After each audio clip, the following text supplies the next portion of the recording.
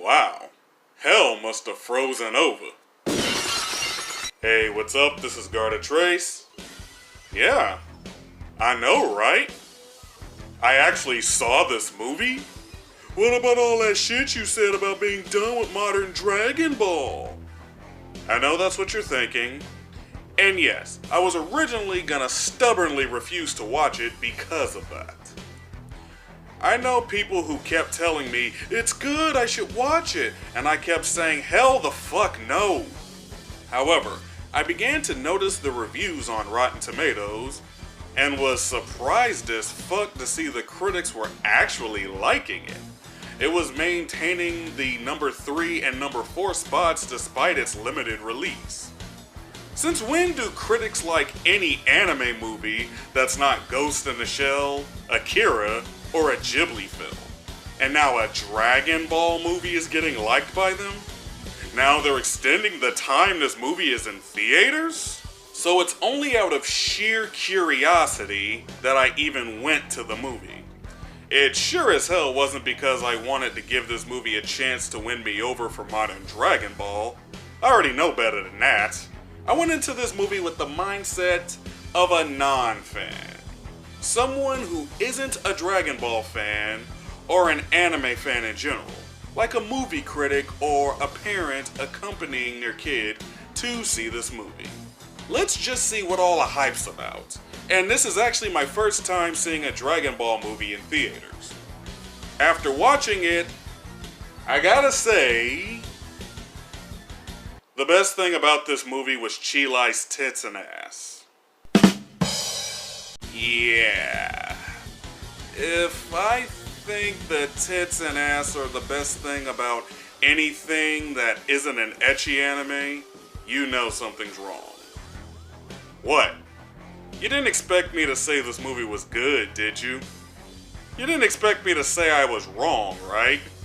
So the movie starts off with a flashback of when Frieza was first being introduced to the Saiyans, and King Cold appointed him to be the new leader of the Cold Force, now named the Frieza Force. So this answers the question of, what's the point of King Cold? He was the head nigga in charge until he retired and Frieza inherited his position.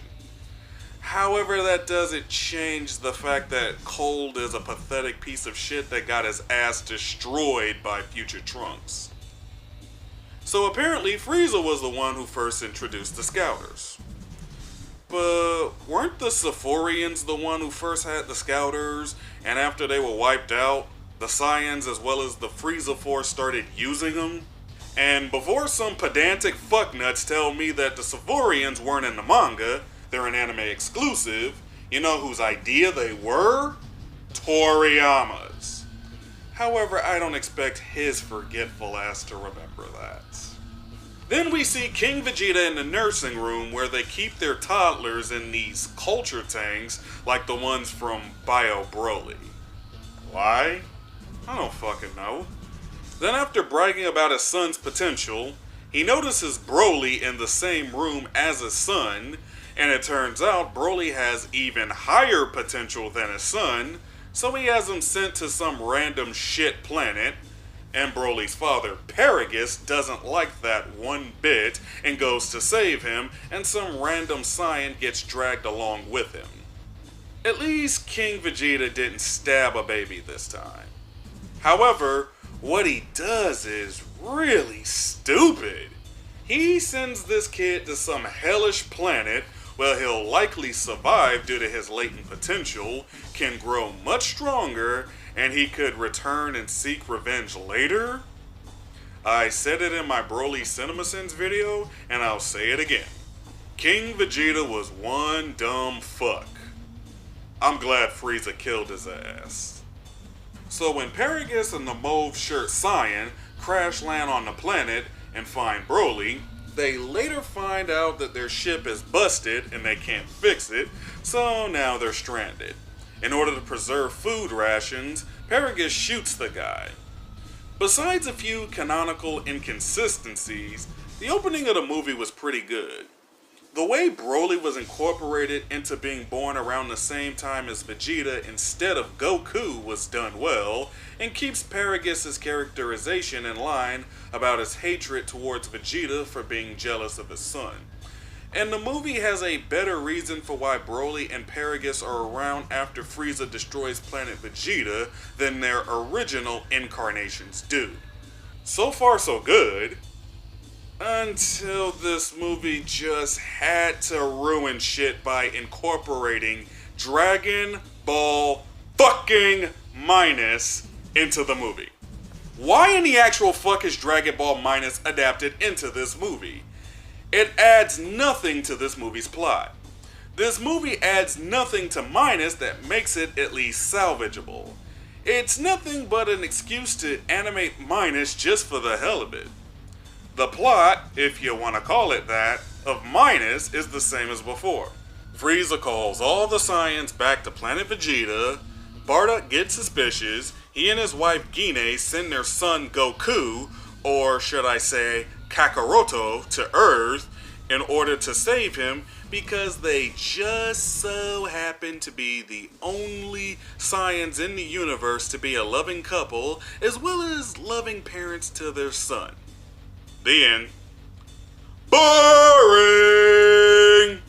That's just as boring as Jiren's generic ass. Also, Superman called he wants his origin story back. Not to mention it shits on everything about the Saiyan arc, from Raditz's reason from trying to recruit Goku, to Goku's first encounter with Vegeta, and don't get me started on how it shits on the Bardock special, because I'll never stop, and this video will talk about something besides the new Broly movie entirely. I touched on these topics before, and I'll talk more about them later, but on to the movie at hand.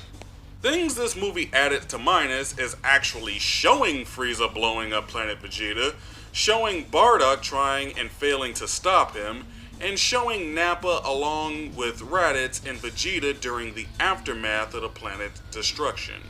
But this movie confirms that Tarble is canon, so whether Toei wants to acknowledge Tarble or not is a moot point because Toriyama says he's canon. Has anyone noticed they made Gine's titties bigger? I did. Oh well, I'm still not sad Frieza blew her up.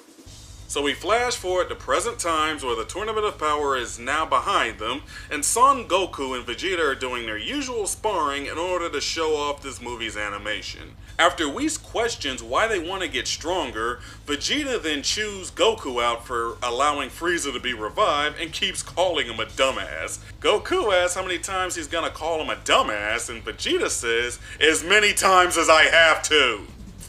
This was funny, and it reminded me of Bleach where Hiyori kept calling Ichigo a dumbass. Then Goten and Trunks get their brief cameo in this movie to report that the Dragon Balls are stolen by some weak Frieza soldiers, and they learn Frieza's on the move again, and they go to get the last Dragon Ball before they do. Then we learn that Bulma was going to use the Dragon Balls to wish herself to be 5 years younger. It's a joke referencing how Bulma somehow looks younger now when she should start looking older like she does at the end of Dragon Ball Z. But Dragon Ball Super has already contradicted the ending of Dragon Ball Z like holy motherfucking hell, so who gives a shit anymore? Then we learn Frieza's wish. You'd think he'd still want immortality, but after being in hell and wishing for death to come but it won't, he realizes that being immortal would mean he could find himself in a similar situation. Although you're gonna die again and go back to hell anyways. So what's his wish now? To get 5 centimeters taller.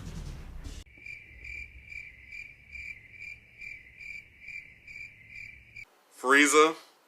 I'm gonna slap some sense into you!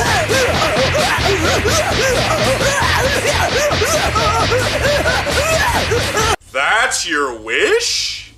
That wish is so pointless and inconsequential, and it's supposed to be a joke, but it's not funny because it's been done before. Frieza is now Commander Red from the Red Ribbon Army. As a matter of fact, The Frieza Force is basically the Space Red Ribbon Army now. When it comes to Commander Red's wish to be taller, that was considered ridiculous during the comedic early days of Dragon Ball. So nowadays, it's even more so, and makes Frieza lose even more credibility, and I didn't even think that was possible. I did a video on Frieza losing all credibility, and I think this movie greatly adds to that, as Frieza is now a Saturday morning cartoon villain whose plans are always thwarted by the heroes, and he escapes saying, "I'll get you next time, Goku! Yeah!" And he basically does that at the end of the movie, so you know he's going to do it again. Then we're introduced to two characters in the Frieza Force, an old veteran named Limo, and a green chick who's hot as hell named Chilai. Seriously, she's hot. She's basically a source of fan service in this movie, as many shots focus on her tits and ass. Now, she's got nothing on Android 21, though no one does for that matter. Though Android 18 and Lunch come close. But she also has personality, so she's not just simply eye candy. However, certain parts of her work well, and others have problems, which I'll get into in a minute. As for Limo, he's a pretty chill old guy, but mostly he's just there. Not much to say about him. They pick up a distress signal, and it's actually from Paragus. They travel to planet Vampa, where they find an old Paragus, as well as Broly. Broly has only known life on that harsh planet, and has no social skills whatsoever, but Chilai warms up to him. I've heard many people say that Chilai is Space Bulma, which I agree with. Broly is this wild guy who the only person he knew is his father, then gets introduced to the first female he's ever seen, and she introduces him to technology and civilization. That's very similar to Goku and Bulma's relationship, although Broly doesn't pat Chilai's crotch or say she has a butt on her chest. Although Broly is a much more extreme example than Goku. Goku was at least 12 by the time he met Bulma, but Broly is in his 40s by the time he meets Chilai. So he's even more wild than Goku ever was. They very much have a Tarzan and Jane dynamic between them, and the movie is obviously shipping them, which I can definitely get behind. I really like the idea of Broly and Chilai together, and it looks like I'm not the only one. However, the fact that I care about this shipping this much, and I think it's the best part of this movie, is a red flag. That means the rest of this movie is rather lacking. Chilai gets hit on by some guy who wants her to sit with him, but she refuses and he tries to force her to do it, and then Broly confronts him. Broly's anger gets the better of him, so he's about to kill the guy until Paragus activates Broly's shock collar to keep him in check. Chilai is upset that Paragus is being cruel to Broly and says that he's just using Broly as a tool for his own revenge. This is the part of Chilai that is rather flawed. Remember, she doesn't know him. She doesn't know what Broly and Paragus have been through. She has known them for how long? 2 days? If that? That's nothing. When it comes to Paragus, I think he's quite justified. Broly has constantly showcased outbursts of anger where he's a danger to everyone, including himself, so Chilai is quite ignorant in her beliefs. He was going to kill that guy if it weren't for Paragus. The most she even hears Broly say is when he told Limo and her the story about his friend Ba, whose ear was blown off by Paragus, and Broly wears his decomposing ear as a sash. But that story alone doesn't mean she has them all figured out. Then Chilai swipes Paragus' remote to Broly's shock collar. How he didn't notice it when he was looking right at her and could see what her arms were doing is downright stupid. And the fact that she takes it, then smashes it when Paragus leaves is even stupider. What if Broly rages out and kills you by mistake? Have you ever thought of that, you dumb bitch? Frieza travels to Earth to get the Dragon Balls and seek revenge on Goku and Vegeta, and Paragus is willing to join him since he wants revenge against Vegeta. They arrive, Paragus orders Broly to fight, and Vegeta takes him on first. Broly is strong, but Vegeta showcases his superior skills and strength, then takes it up a notch by going Super Saiyan, something that surprises Paragus as Broly can't do it. What? He can't? By the time we're introduced to the original Broly, he was shown to have been able to go Super Saiyan long before the events of the movie. That works especially since all of the Saiyans around that point of the story are capable of going Super Saiyan. So it's a really easy pill to swallow that Broly can do it too. We don't need to show every Saiyan character going through fits of rage to unlock it. That gets old. It was really done the best the first time when Goku did it, and the anime version of Future Trunks did it well too, but the others aren't as impressive. So new Broly can't do it, so we're in a similar situation to the Universe 6 Saiyans, although he doesn't do it in nearly as much of an ass-pull way as they do, but it still isn't impressive. Though I'll get to that later. If he were already Super Saiyan, that wouldn't be so hard to accept. After a while, Broly taps into the power of an Ozaru and begins to adapt to Vegeta's fighting style and begins turning the tables on him. Oh, did I mention that Vegeta is a Super Saiyan God by this point? This is the first anime appearance of Super Saiyan God Vegeta, and I feel it's very moot by this point. There is literally a stronger form in Super Saiyan Blue, which we've seen Vegeta use all throughout Super, so the God form is pretty pointless. It's just an excuse for Toei to sell more toys. But Broly is actually able to keep up with him with the power of Ozaru alone. How is he able to do that without actually transforming into Ozaru is not explained, and feels like an assbull. Also, the Ozaru is only a 10 times multiplier, meanwhile Super Saiyan is a 50 times multiplier, and Super Saiyan God is leaps and bounds higher than that. So Broly actually has Vegeta on the ropes after a while, so Goku tags in. But Vegeta hasn't even gone full power yet, so he doesn't need to switch with Goku yet. But Goku comes in and gets his ass kicked until he goes Super Saiyan God and uses his aura to freeze Broly in place. He tells Broly that he doesn't think he's actually such a bad guy after all. Remember this because it's going to be important later. He tries to calm him down, but Broly breaks free, traps Goku in his aura, and kicks his ass. Even after Goku goes Super Saiyan Blue, he still struggles to Broly, though Broly seems to be at his limit now. So Frieza plans on making Broly go Super Saiyan by killing Paragus.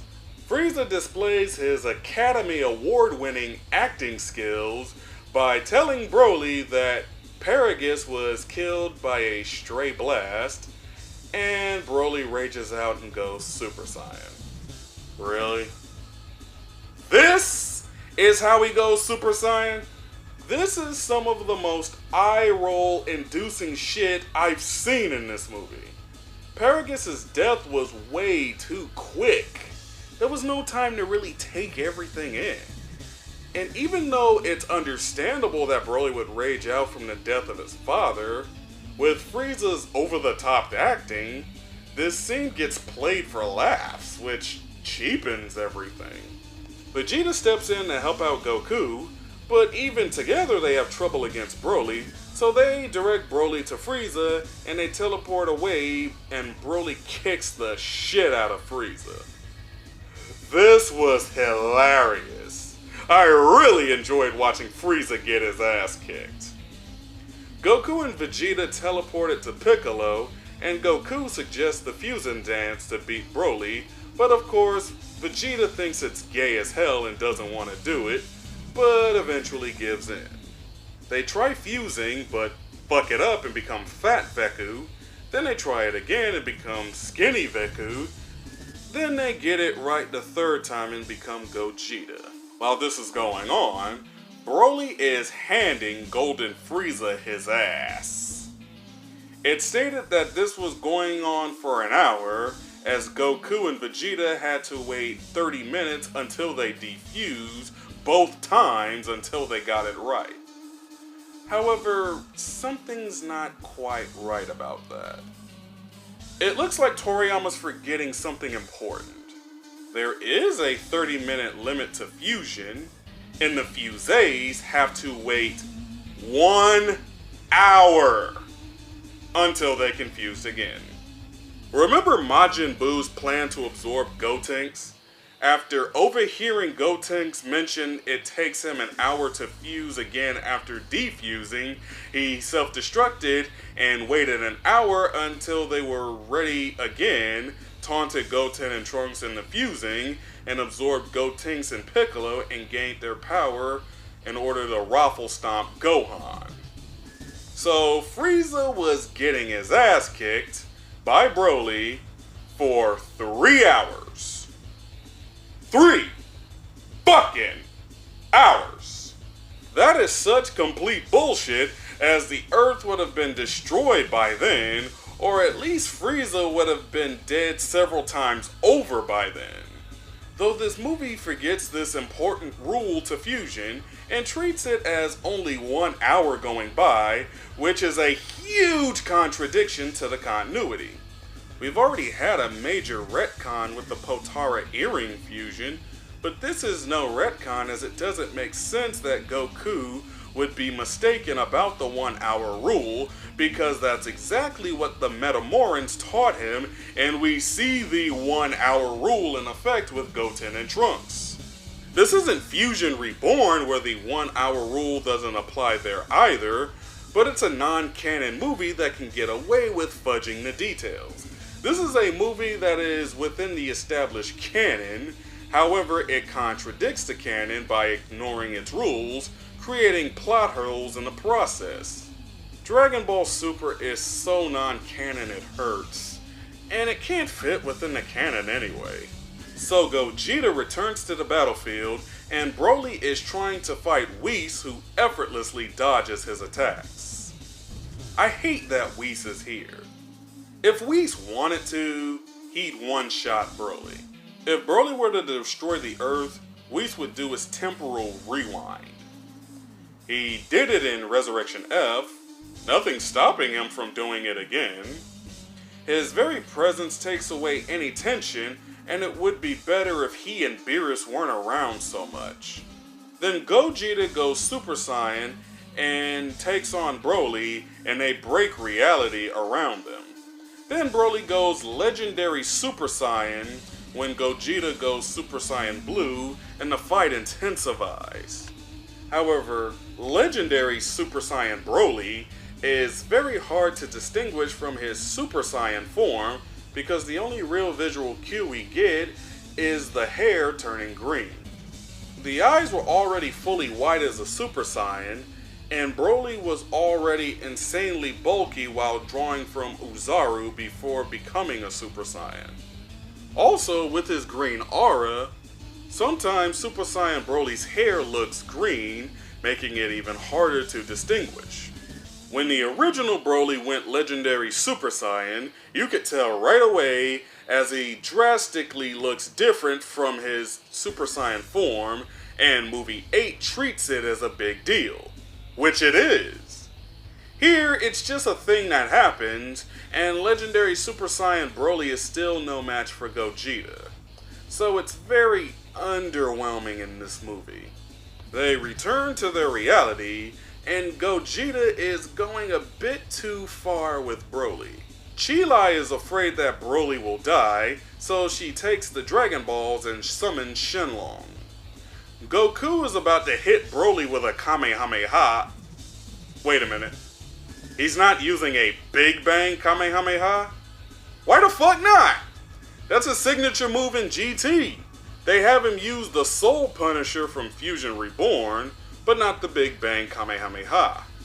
In Super, Vegito uses the final Kamehameha from Budokai Tenkaichi 3, but we don't get to see Gogeta use his signature combination move.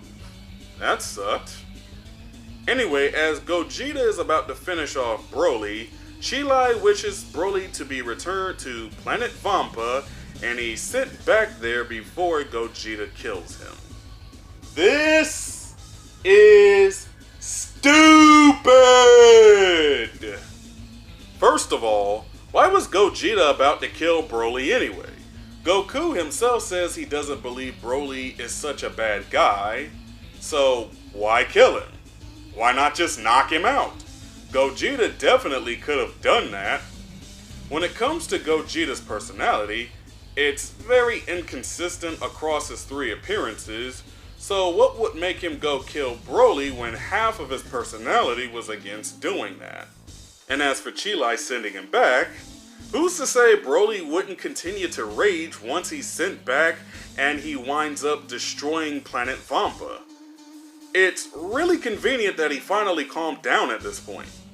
But overall, the ending is a major letdown as the fight isn't resolved on its own accord. It was just a cop-out ending that makes the entire fight rather pointless.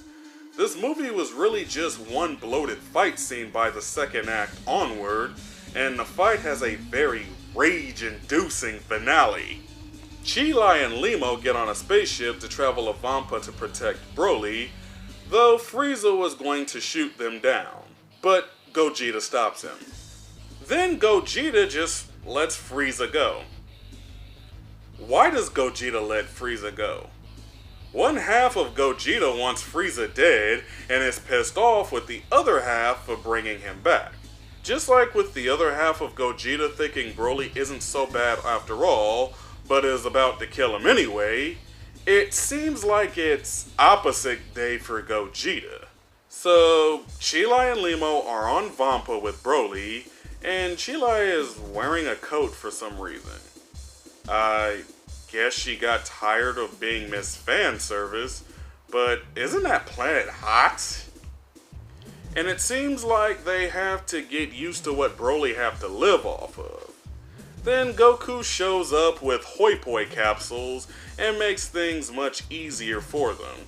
He wants Broly to be a sparring partner, and before leaving, he tells Broly to call him Kakarot. This is the most ass ending ever. Nothing is resolved. This doesn't progress the story in any way other than introducing Broly in the first place. The fight ends in the most unsatisfying, anticlimactic way possible, and the movie leaves us with this open-ended conclusion because you know they're going to continue to milk Broly for all he's worth. When it comes to the fight ending, instead of it feeling like the natural way for it to end, it was just the point where the writers decided it's over! That's it! There's no more! Go home now! The movie's big fight took up the latter half of the second act and lasted all throughout the third act until the last few minutes. So it was incredibly bloated, and at the end of the day, it was all style and no substance. And as for Goku wanting Broly to call him Kakarot, that is really out of character for him. The only person he tolerates calling him Kakarot is Vegeta. It's not like he's more willing to accept his Saiyan heritage because the story hasn't even been hinting at that.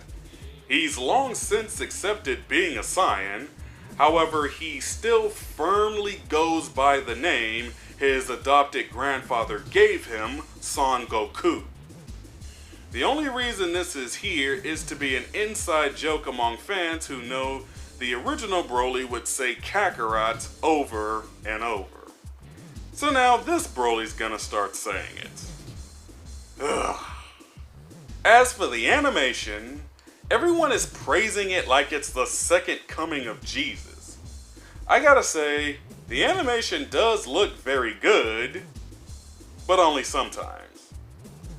I do like the artistic choices for the character designs. They look much better than they look for the vast majority of Dragon Ball Super, as well as Battle of Gods and Resurrection F. The character movements are very fluid, and the action sequences use less of the animation shortcuts used to convey fast-paced action. However, there are still many problems. There are many instances where the characters look very off-model to the point that they look the most awkward I've ever seen them. Most of the sequence involving the fusion dance has Goku and Vegeta looking so off, it looks like they hired a bunch of noobs to do this part. Goku's face looks very awkward in some shots, and there are some shots where the characters don't have faces. Faces can be seen from this distance, so can you guys bother to fill them in? The action sequences have very impressive animation, but it becomes less impressive the longer it goes on. After a while, everything starts to blend together. The fight goes on for too long and gets chaotic to the point where it becomes hard to follow along with what's going on. Everything is too fast-paced, and the punches really start losing their impact after a while. I could really feel the hits early on, but not so much towards the end. It helps that the scenery changes, which gives the fight a sense of progression, but the fight itself is too long for its own good. Think of a Michael Bay movie. They're known for overly long sequences of action and explosions, but after looking at it for a while, it starts to get boring. Everything starts blending together. The brain demands variety. So after watching Broly's fight for a while, it starts looking like nothing but a glorified laser show. The fusion dance scene is a much needed moment to slow things down and cut from the fight, but during it, they keep cutting to Broly kicking Frieza's ass, so the scene doesn't last long enough. I really feel they overplayed their hand with this one. And there are some very weird stylistic choices where Goku and Vegeta's hair turn green briefly as they go Super Saiyan. Also, there's the CGI. I'm not a fan of it. It's used on the spaceships and they look too jarringly different from the character models. Also, it's used on the characters during the fight, especially towards the middle and end. It sticks out farther than Tsunade's tits. There were so many instances they could have stuck to traditional animation. This movie definitely had the budget for it. The CGI isn't as bad as it is in Battle of Gods and Resurrection F, but it's very noticeable. As for the music, it sounds rather retarded. Go Broly, go go! Go Broly, go go! Go go Gadget Broly! The background music has the characters' names getting repeated over and over like crowds in pro wrestling chanting the wrestlers' names. It sounds corny as hell and kind of takes me out of the fight when I hear it. If you want music in a Broly movie, play Pantera or Ion and we're good.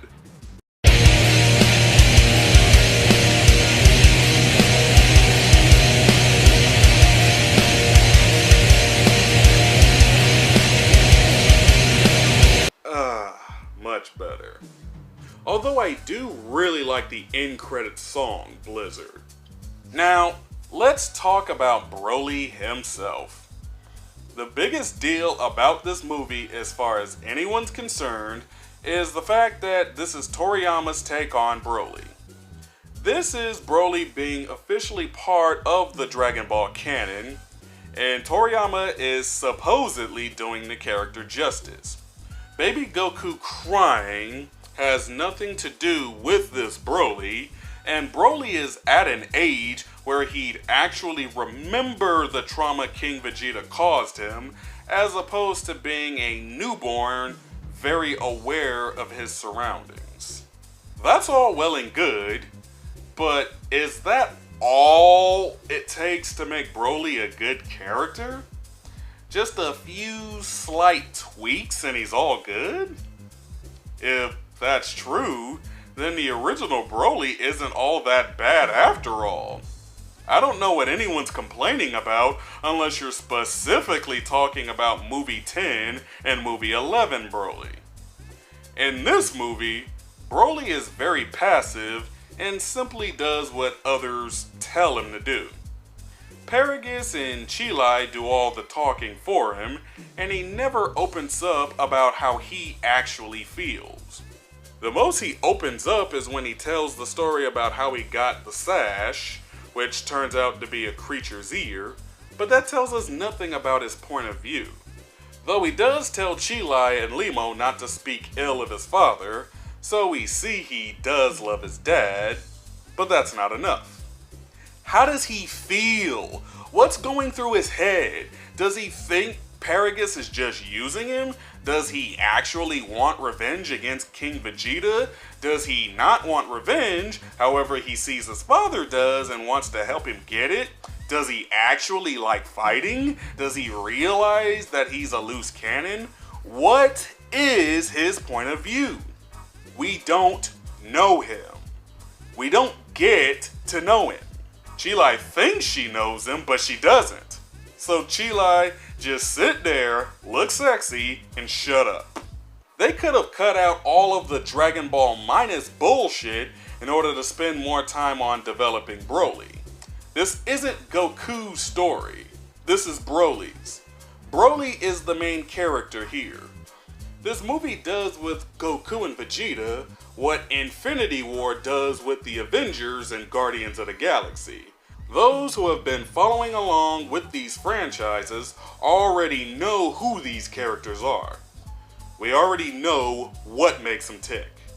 So these movies focus on the antagonists and lets them take the spotlight so they can be developed.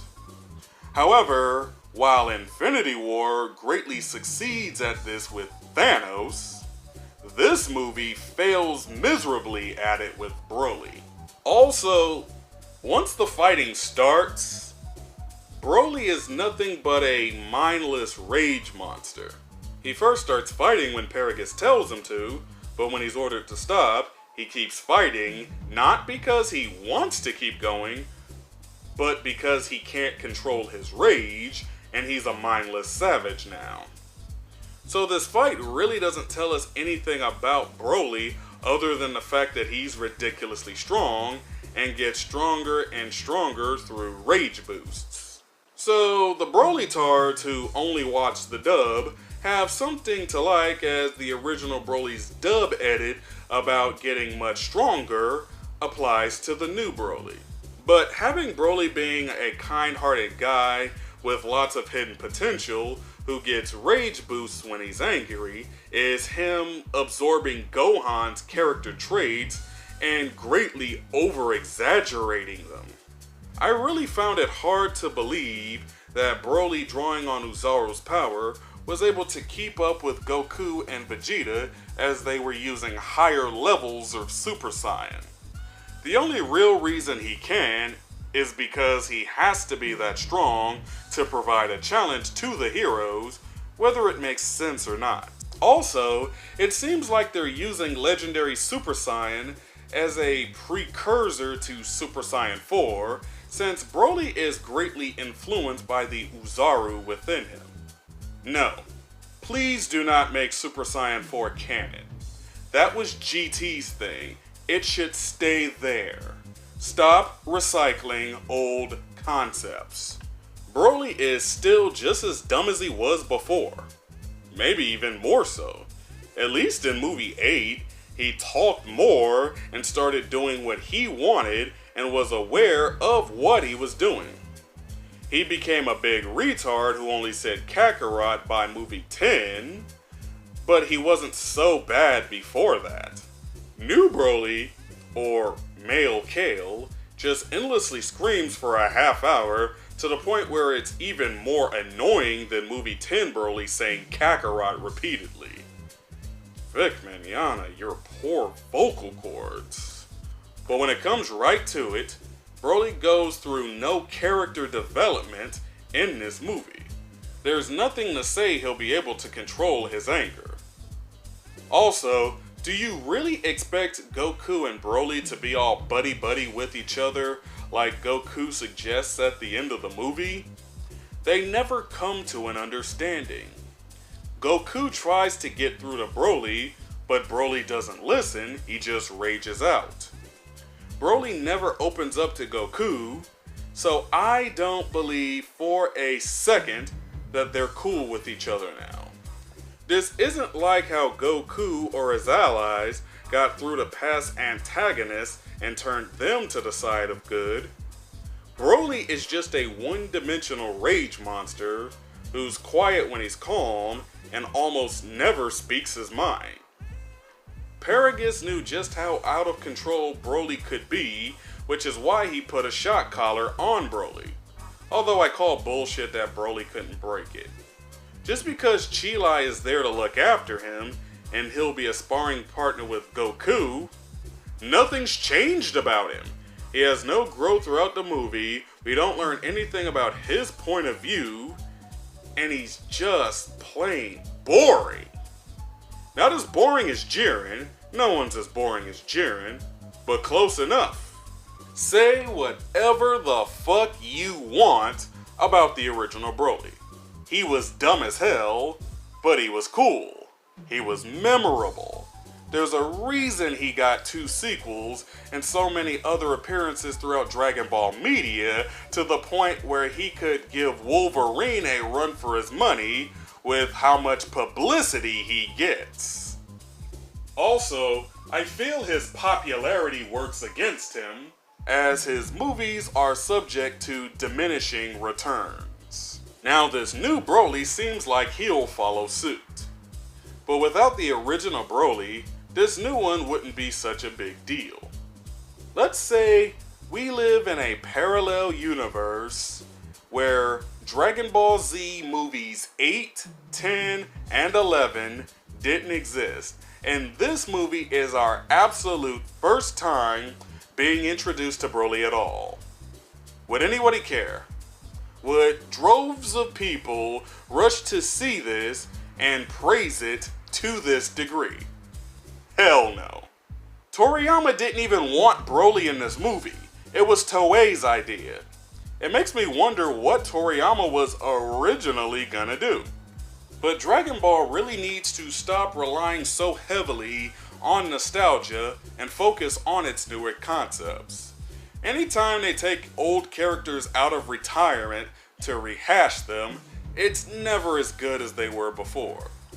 That was the case for Bardock, that was the case for Frieza, that was the case for Future Trunks, and it's also the case for Broly.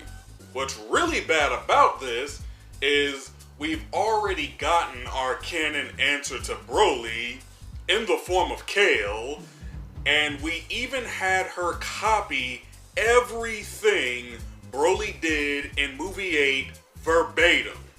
So even with Kale being the Rule 63 version of Broly being introduced in the canon, we also just have to bring regular old Broly himself in there, and it's like, what do I even really call him now? Male Kale?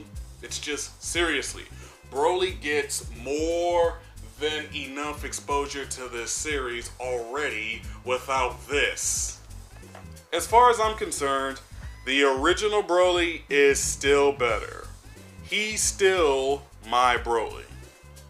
If you bring Toriyama into something and give him full control of the story, it would be so he can make a story that only he could make, but this is more of the same. That also applies to Dragon Ball Minus and Resurrection F, but both of those are shit, and Resurrection F is no better than your standard Dragon Ball Z movie. This movie is better than Resurrection F, but That's a really low bar to hurdle. That's like saying Fantastic Four Rise of the Silver Surfer is better than the original. Dragon Ball Super Broly isn't terrible. It doesn't piss me off like the rest of Dragon Ball Super does, but it's nothing special either. It sure as hell is not the best Dragon Ball movie ever. There are at least 8 Dragon Ball movies better than this one. However, as a Dragon Ball fan, the movie is serviceable, and I wouldn't be against watching it again. It has not won me over for modern Dragon Ball. When Super does come back, I still won't watch it, so my I'm done with Dragon Ball video is still in effect. This movie doesn't change anything. And looking at this through the perspective of a non-Dragon Ball fan, I gotta ask, who would actually like this crap? There's no character development or even any insight on who the characters are. If you're going into this movie completely blind without any knowledge of these characters, well, then this movie doesn't really have much to offer you. This movie is really strictly for Dragon Ball fans, because you have these characters who, as far as the average moviegoer is concerned, it's like they took a bunch of action figures and started smashing them together. And that's especially the case when all the fighting starts.